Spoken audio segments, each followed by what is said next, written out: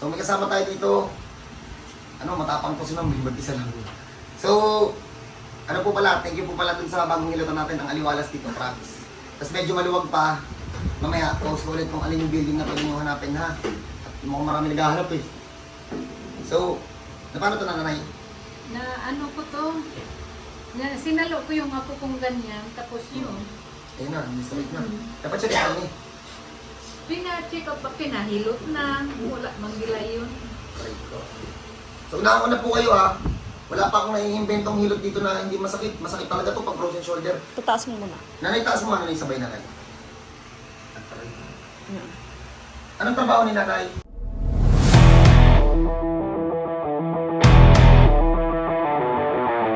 Sa balay yan.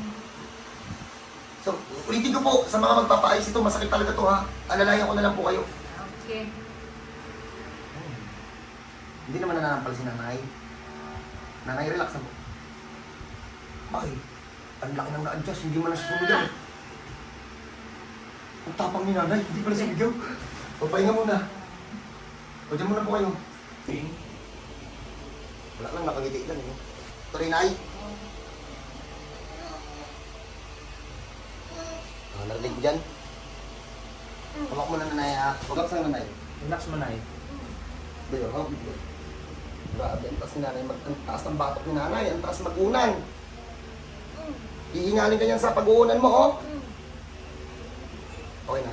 Ibalik ko si dati. Papahingal ko muna, nanay. Ano ba itong nasa batok mo? Ang dami. Kasi nga, pinakunti. Hindi na ako malinis pa. Ano muna kayo, mamaya pakita natin si nanay pag naka-recover na. Ulitin ko po si nanay geng-geng eh. Parang kumakain ng pako. Masakit po yan. Masakit yan, promise. Si nanay lang eh. Parang hindi kita nasasaktan eh. God bless po sa lahat. Kasama natin si nanay dahil. Sakit yun. Tangin na. Nanay kaya? Kaya? Basic. Oh, nanay, sige nga. Sandal ka nga nanay. Pag sandal mo nanay, huwag mo muna pera sa hininilot. Kahit hindi ko na hawakan. Ganun mo po kasi bigit mo sa lintik. Patingin ko pa. Oo, kahit hindi mo na hawakan tayo. Para tayo mga pagkakas. Yan. Sige na. Taas na. Sige. Sige. Sana, bigit mo nga nanay. Hindi rin. Di ba? Yan, bigit mo sa dindin. O yun, nakita niyo naman. Congrats. Bigit mo.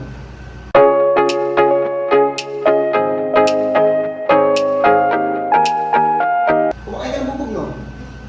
Hindi siya nasasaktan eh. Tapos siya lang yung talaga na isa sa mga nagulit ko na yun, nakangikipaw. Uulitin ko po hindi po ako magsasawang ipaalala yan. Yan po yung hilot na sa frozen shoulder. Masakit talaga yan. Masakit talaga, promise. Sinarayan ko dito.